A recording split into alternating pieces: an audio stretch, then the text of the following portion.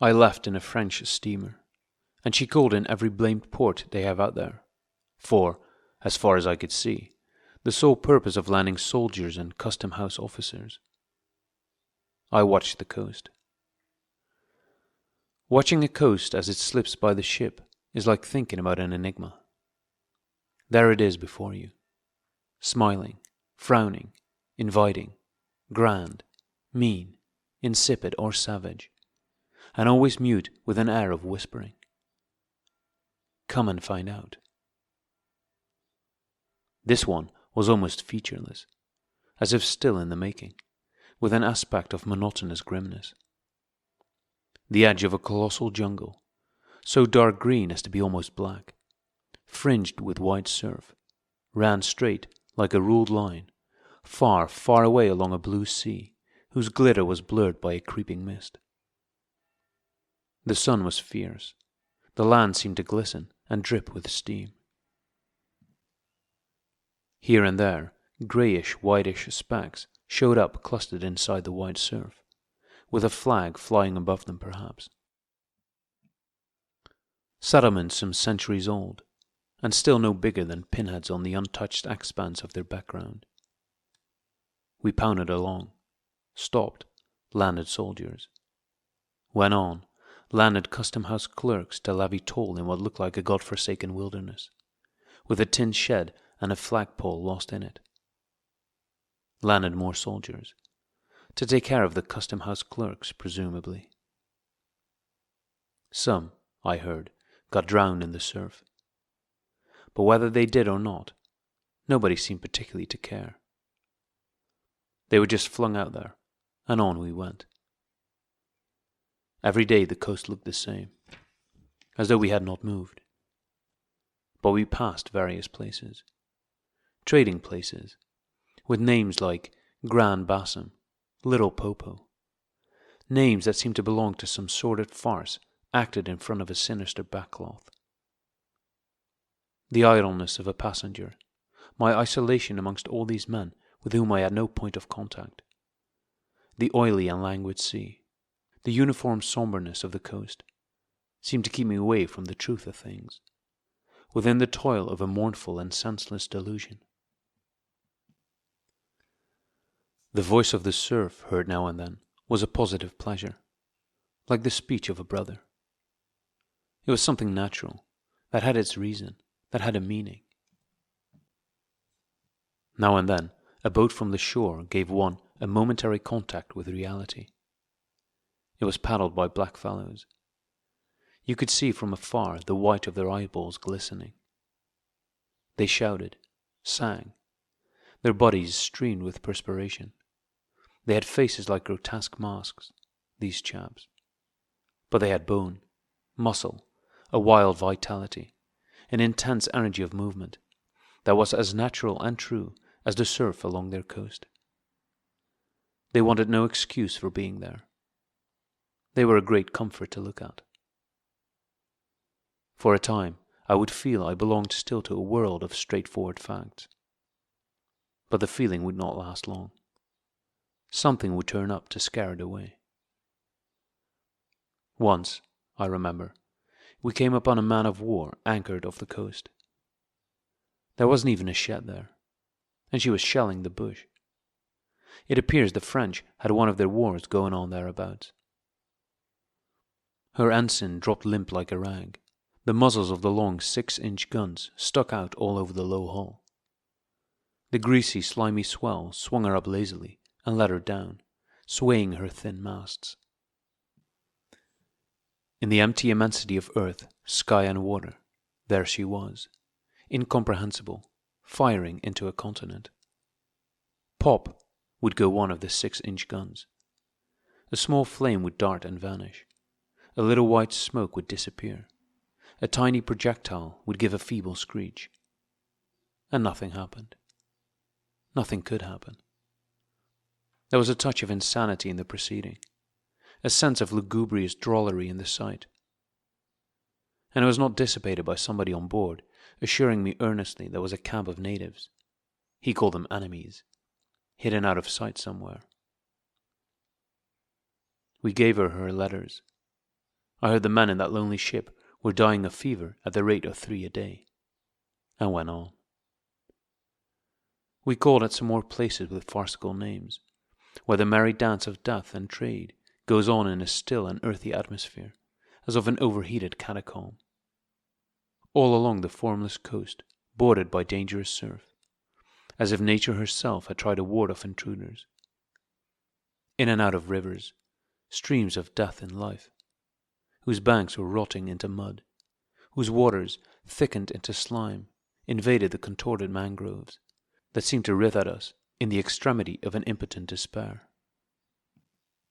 Nowhere did we stop long enough to get a particularized impression, but the general sense of vague and oppressive wonder grew upon me. It was like a weary pilgrimage amongst hints of nightmares. It was upward of 30 days before I saw the mouth of the big river. We anchored off the seat of the government, but my work would not begin till some 200 miles further on. So as soon as I could, I made a start for a place 30 miles higher up. I had my passage on a little sea-going steamer. Her captain was a Swede, and knowing me for a seaman, invited me on the bridge. He was a young man, lean, fair, and morose, with lanky hair and a shuffling gait. As we left the miserable little wharf, he tossed his hat contemptuously at the shore. "Been living there?" he asked. I said yes. "Fine lot, these government chaps, are they not?" he went on, speaking English with great precision and considerable bitterness. "It is funny what some people will do for a few francs a month. I wonder what becomes of that kind when it goes up country." I said to him I expected to see that soon. "So," he exclaimed. He shuffled athwart, keeping one eye ahead vigilantly. "Don't be too sure," he continued. "The other day I took up a man who hanged himself on the road. He was a Swede, too." "Hanged himself? Why, in God's name?" I cried. He kept on looking out watchfully. "Who knows? The sun too much for him, or the country perhaps." At last we opened a reach. A rocky cliff appeared, mounds of turned-up earth by the shore, houses on a hill, others with iron roofs, amongst a waste of excavations, or hanging to the declivity. And continuous noise of the rapids above hovered over this scene of inhabited devastation. A lot of people, mostly black and naked, moved about like ants. A jetty projected into the river. A blinding sunlight drowned all this at times in a sudden recrudescence of glare. "There's your company's station," said the Swede, pointing to 3 wooden barrack-like structures on the rocky slope. "I will send your things up. 4 boxes, did you say? So, farewell." I came upon a boiler wallowing in the grass, then found the path leading up the hill. It turned aside for the boulders, and also for an undersized railway truck lying there on its back with its wheels in the air. One was off. The thing looked as dead as the carcass of some animal. I came upon more pieces of decaying machinery, a stack of rusty rails. To the left, a clump of trees made a shady spot, where dark things seemed to stir feebly. I blinked. The path was steep. A horn tooted to the right, and I saw the black people run. A heavy and dull detonation shook the ground. A puff of smoke came out of the cliff, and that was all. No change appeared on the face of the rock. They were building a railway. The cliff was not in the way or anything, but this objectless blasting was all the work going on. A slight clinking behind me made me turn my head. 6 black men advanced in a file, toiling up the path. They walked erect and slow, balancing small baskets full of earth on their heads, and the clink kept time with their footsteps. Black rags were wound round their loins, and the short ends behind wriggled to and fro like tails. I could see every rib. The joints of their limbs were like knots in a rope. Each had an iron collar on his neck, and all were connected together with a chain whose bights swung between them, rhythmically clinking. Another report from the cliff made me think suddenly of that ship of war I had seen firing into a continent. It was the same kind of ominous voice. But these men could by no stretch of imagination be called enemies. They were called criminals, and the outraged law, like the bursting shells, had come to them, an insoluble mystery from the sea. All their meagre breasts panted together. The violently dilated nostrils quivered. The eyes stared stonily uphill. They passed me within 6 inches, without a glance, with that complete, death-like indifference of unhappy savages. Behind this raw matter, one of the reclaimed, the product of the new forces at work, strolled despondently, carrying a rifle by its middle. He had a uniform jacket with one button off, and seeing a white man on the path, hoisted his weapon to his shoulder with alacrity. This was simple prudence, with men being so much alike at a distance that he could not tell who I might be.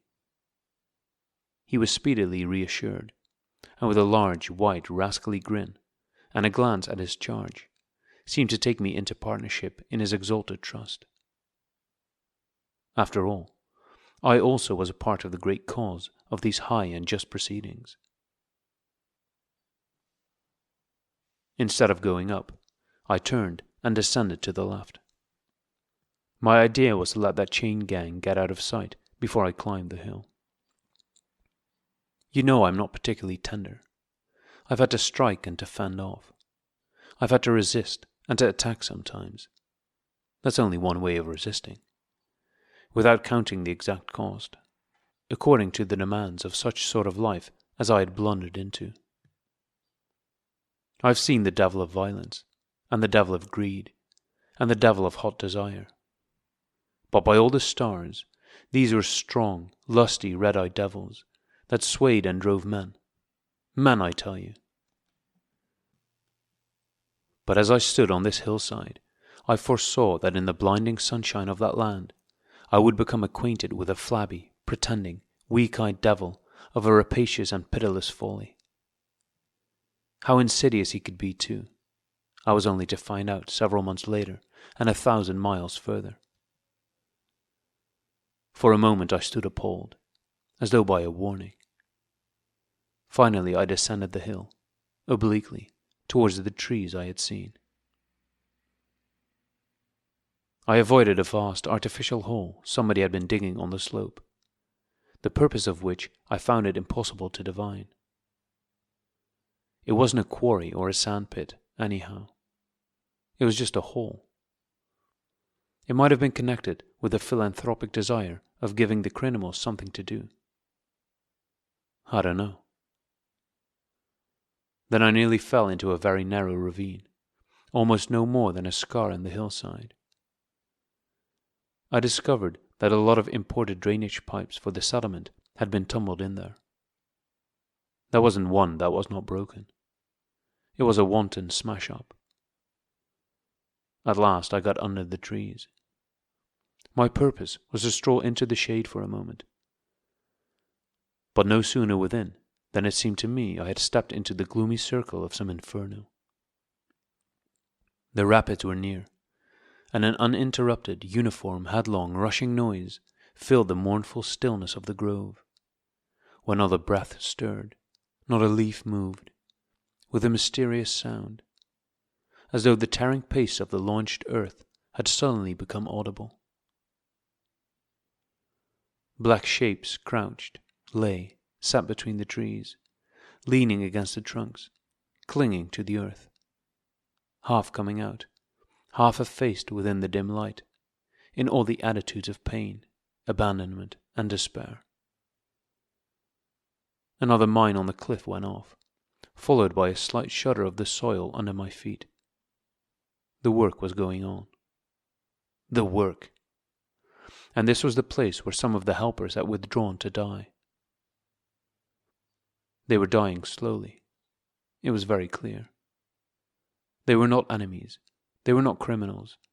They were nothing earthly now. Nothing but black shadows of disease and starvation, lying confusedly in the greenish gloom. Brought from all the recesses of the coast in all the legality of time contracts, lost in uncongenial surroundings, fed on unfamiliar food, they sickened, became inefficient, and were then allowed to crawl away and rest. These moribund shapes were free as air, and nearly as thin. I began to distinguish the gleam of the eyes under the trees. Then, glancing down, I saw a face near my hand. The black bones reclined at full length with one shoulder against the tree, and slowly the eyelids rose, and the sunken eyes looked up at me, enormous and vacant, a kind of blind white flicker in the depths of the orbs, which died out slowly. The man seemed young, almost a boy, but you know with them it's hard to tell. I found nothing else to do but to offer him one of my good Swede's ship's biscuits I had in my pocket. The fingers closed slowly on it and held. There was no other movement and no other glance. He had tied a bit of white worsted around his neck. Why? Where did he get it? Was it a badge, an ornament, a charm, a propitiatory act? Was there any idea at all connected with it? It looked startling round his black neck, this bit of white thread from beyond the seas. Near the same tree, two more bundles of acute angles sat with their legs drawn up. One, with his chin propped on his knees, stared at nothing, in an intolerable and appalling manner. His brother phantom rested its forehead, as if overcome with a great weariness. And all about, others were scattered in every pose of contorted collapse, as in some picture of a massacre or a pestilence. While I stood horror-struck, one of these creatures rose to his hands and knees, and went off on all fours towards the river to drink. He lapped out of his hand, then sat up in the sunlight, crossing his shins in front of him, and after a time let his woolly head fall on his breastbone. I didn't want any more loitering in the shade, and I made haste towards the station. When near the buildings I met a white man, in such an unexpected elegance of get-up that in the first moment I took him for a sort of vision. I saw a high starched collar, white cuffs, a light alpaca jacket, snowy trousers, a clear necktie, and varnished boots. No hat. Hair parted, brushed, oiled, under a green-lined parasol held in a big white hand. He was amazing, and had a penholder behind his ear. I shook hands with this miracle, and I learned he was the company's chief accountant, and that all the bookkeeping was done at this station. He had come out for a moment, he said, to get a breath of fresh air. The expression sounded wonderfully odd, with its suggestion of sedentary desk life. I wouldn't have mentioned the fellow to you at all, only it was from his lips that I first heard the name of the man who is so indissolubly connected with the memories of that time. Moreover, I respected the fellow. Yes, I respected his collars, his vast cuffs, his brushed hair. His appearance was certainly that of a hairdresser's dummy. But in the great demoralization of the land, he kept up his appearance. That's backbone. His starched collars and got-up shirt fronts were achievements of character. He had been out nearly 3 years, and, later, I could not help asking him how he managed to sport such linen. He had just the faintest blush and said modestly, "I've been teaching one of the native women about the station. It was difficult. She had a distaste for the work." Thus this man had verily accomplished something, and he was devoted to his books, which were in apple pie order. Everything else in the station was in a muddle. Heads, things, buildings. Strings of dusty niggers with splay feet arrived and departed. A stream of manufactured goods, rubbishy cottons, beads, and brass wire sat into the depths of darkness, and in return came a precious trickle of ivory. I had to wait in the station for 10 days, an eternity. I lived in a hut in the yard, but to be out of the chaos, I would sometimes get into the accountant's office. It was built of horizontal planks, and so badly put together that, as he bent over his high desk, he was barred from neck to heels with narrow strips of sunlight. There was no need to open the big shutter to see. It was hot there too. Big flies buzzed fiendishly, and did not sting, but stabbed. I sat generally on the floor, while, of faultless appearance, and even slightly scented, perching on a high stool, he wrote. Sometimes he stood up for exercise. When a truckle bed with a sick man, some invalid agent from up country, was put in there, he exhibited a gentle annoyance. "The groans of this sick person," he said, "distract my attention. And without that, it is extremely difficult to guard against clerical errors in this climate." One day he remarked, without lifting his head, "In the interior you will no doubt meet Mr. Kurtz." On my asking who Mr. Kurtz was, he said he was a first-class agent. And seeing my disappointment at this information, he added slowly, laying down his pen, "He is a very remarkable person." Further questions elicited from him that Mr. Kurtz was at present in charge of a trading post, a very important one, in the true ivory country, at the very bottom of there, sends in as much ivory as all the others put together. He began to write again. The sick man was too ill to groan. The flies buzzed in a great peace. Suddenly there was a growing murmur of voices and a great tramping of feet. A caravan had come in. A violent babble of uncouth sounds burst out on the other side of the planks. All the carriers were speaking together, and in the midst of the uproar, the lamentable voice of the chief agent was heard, giving it up, tearfully, for the 20th time that day. He rose slowly. "What a frightful row," he said. He crossed the room gently to look at the sick man, and returning, said to me, "He does not hear." "What? Dead?"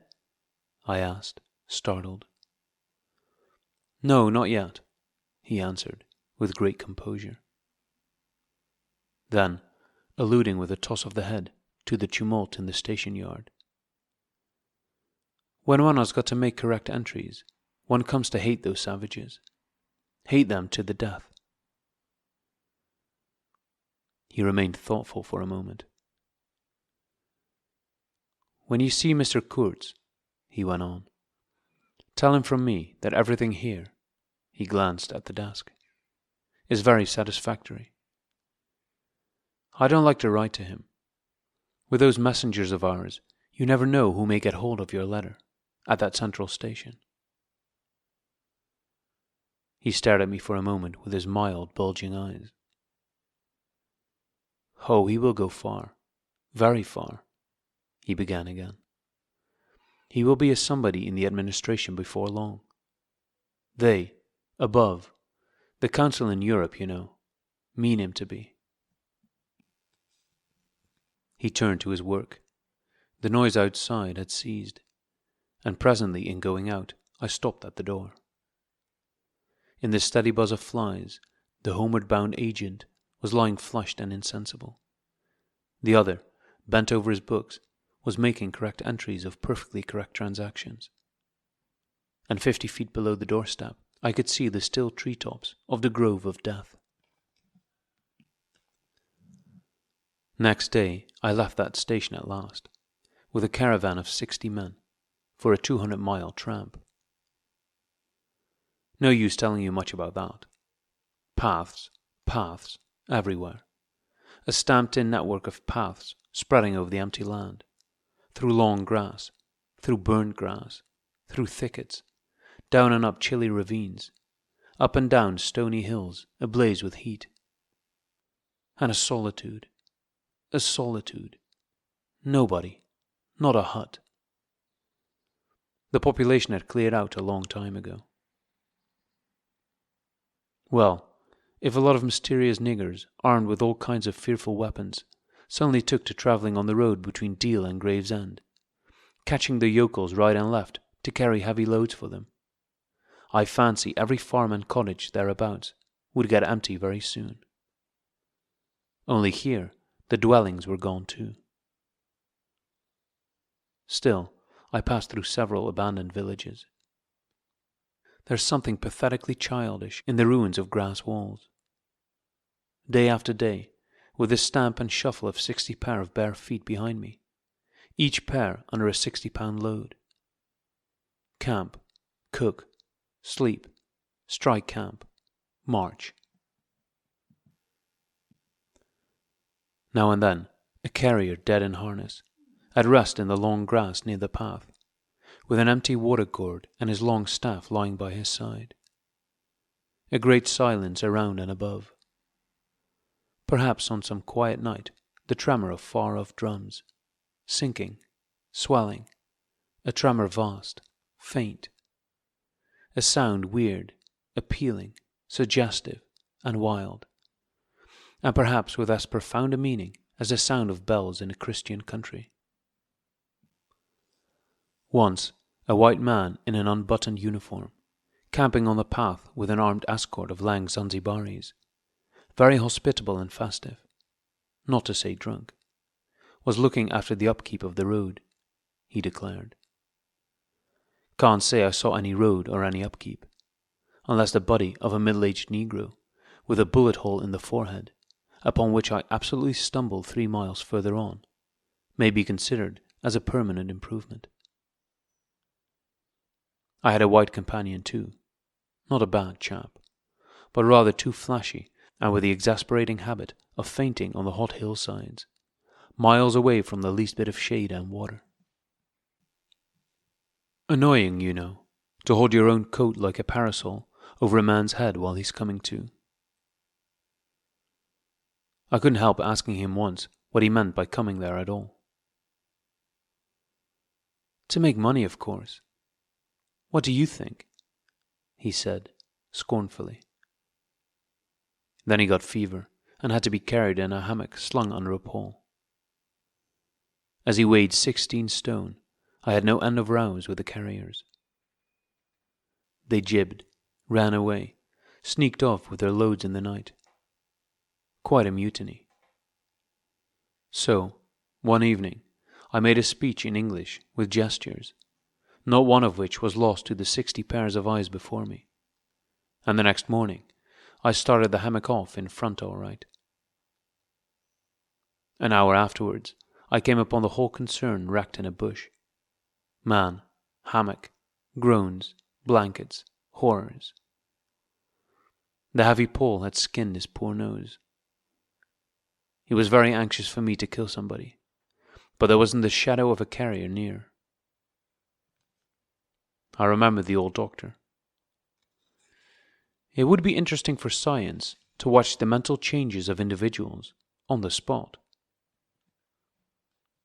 I felt I was becoming scientifically interesting. However, all that is to no purpose. On the 15th day, I came in sight of the big river again, and hobbled into the central station. It was on a backwater, surrounded by scrub and forest, with a pretty border of smelly mud on one side, and on the 3 others enclosed by a crazy fence of rushes. A neglected gap was all the gate it had, and the first glance at the place was enough to let you see the flabby devil was running that show. White men with long staves in their hands appeared languidly from amongst the buildings, strolling up to take a look at me, and then retired out of sight somewhere. One of them, a stout, excitable chap with black moustaches, informed me with great volubility and many digressions, as soon as I told him who I was, that my steamer was at the bottom of the river. I was thunderstruck. What? How? Why? Oh, it was all right. The manager himself was there. All quite correct. Everybody had behaved splendidly. Splendidly. You must, he said in agitation, go and see the general manager at once. He is waiting. I did not see the real significance of that wreck at once. I fancy I see it now, but I am not sure. Not at all. Certainly the affair was too stupid, when I think of it, to be altogether natural. Still. But at the moment, it presented itself simply as a confounded nuisance. The steamer was sunk. They had started 2 days before in a sudden hurry up the river with the manager on board, in charge of some volunteer skipper. And before they had been out 3 hours, they tore the bottom out of her on stones, and she sank near the south bank. I asked myself what I was to do there, now my boat was lost. As a matter of fact, I had plenty to do in fishing my command out of the river. I had to set about it the very next day. That, and the repairs when I brought the pieces to the station, took some months. My first interview with the manager was curious. He did not ask me to sit down after my 20-mile walk that morning. He was commonplace in complexion, in feature, in manners, and in voice. He was of middle size and of ordinary build. His eyes, of the usual blue, were perhaps remarkably cold, and he certainly could make his glance fall on one as trenchant and heavy as an axe. But even at these times, the rest of his person seemed to disclaim the intention. Otherwise, there was only an indefinable, faint expression of his lips, something stealthy, a smile, not a smile. I remember it, but I can't explain. It was unconscious, this smile was, though just after he had said something, it got intensified for an instant. It came at the end of his speeches, like a seal applied on the words, to make the meaning of the commonest phrase appear absolutely inscrutable. He was a common trader, from his youth up employed in these parts, nothing more. He was obeyed, yet he inspired neither love nor fear, nor even respect. He inspired uneasiness. That was it. Uneasiness. Not a definite mistrust, just uneasiness. Nothing more. You have no idea how effective such a faculty can be. He had no genius for organizing, for initiative, or for order even. That was evident in such things as the deplorable state of the station. He had no learning and no intelligence. His position had come to him. Why? Perhaps because he was never ill. He had served 3 terms of 3 years out there. Because triumphant health, in the general rout of constitutions, is a kind of power in itself. When he went home on leave, he rioted on a large scale, pompously. Jack ashore, with a difference, in externals only. This one could gather from his casual talk. He originated nothing. He could keep the routine going. That's all. But he was great. He was great by this little thing that it was impossible to tell what could control such a man. He never gave that secret away. Perhaps there was nothing within him. Such a suspicion made one pause, for out there were no external checks.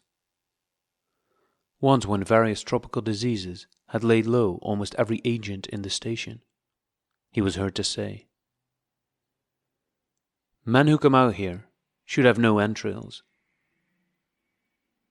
He sealed the utterance with that smile of his, as though it had been a door opening into a darkness he had in his keeping.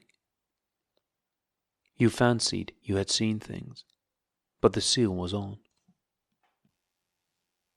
When annoyed at mealtimes by the constant quarrels of the white men about precedence, he ordered an immense round table to be made, for which a special house had to be built. This was the station's mess room. Where he sat was the first place. The rest were nowhere. One felt this to be his unalterable conviction. He was neither civil nor uncivil. He was quiet. He allowed his boy, an overfed young Negro from the coast, to treat the white man, under his very eyes, with provoking insolence. He began to speak as soon as he saw me. I had been very long on the road. He could not wait. Had to start without me. The upriver stations had to be relieved. There had been so many delays already that he did not know who was dead and who was alive, and how they got on, and so on, and so on. He paid no attention to my explanations, and, playing with a stick of sealing wax, repeated several times that the situation was very grave, very grave. There were rumors that a very important station was in jeopardy, and its chief, Mr. Kurtz, was ill. Hoped it was not true. Mr. Kurtz was... I felt weary and irritable. Hang Kurtz, I thought. I interrupted him by saying I had heard of Mr. Kurtz on the coast. "Ah, so they talk of him down there," he murmured to himself. Then he began again, assuring me Mr. Kurtz was the best agent he had, an exceptional man, of the greatest importance to the company. Therefore I could understand his anxiety. He was, he said, very, very uneasy. Certainly he fidgeted on his chair a good deal, exclaimed, "Ah, Mr. Kurtz," broke the stick of sealing wax, and seemed dumbfounded by the accident. Next thing he wanted to know how long it would take to... I interrupted him again. Being hungry, you know, and kept on my feet too, I was getting savage. "How could I tell?" I said. "I hadn't even seen the wreck yet. Some months, no doubt." All this talk seemed to me so futile. "Some months," he said. "Well, let us say 3 months before we can make a start. Yes, that ought to do the affair." I flung out of his hut. He lived all alone in a clay hut with a sort of veranda, muttering to myself my opinion of him. He was a chattering idiot. Afterwards I took it back, when it was borne in upon me startlingly, with what extreme nicety he had estimated the time requisite for the affair. I went to work the next day, turning, so to speak, my back on that station. In that way only, it seemed to me, I could keep my hold on the redeeming fact of life. Still, one must look about sometimes. And then I saw this station, these men strolling aimlessly about in the sunshine of the yard. I asked myself sometimes what it all meant. They wandered here and there with their absurd long staves in their hands, like a lot of faithless pilgrims bewitched inside a rotten fence. The word ivory rang in the air, was whispered, was sighed. You would think they were praying to it. A taint of imbecile rapacity blew through it all, like a whiff from some corpse. By Jove, I've never seen anything so unreal in my life. And outside, the silent wilderness surrounding this cleared speck on the earth struck me as something great and invincible, like evil or truth, waiting patiently for the passing away of this fantastic invasion.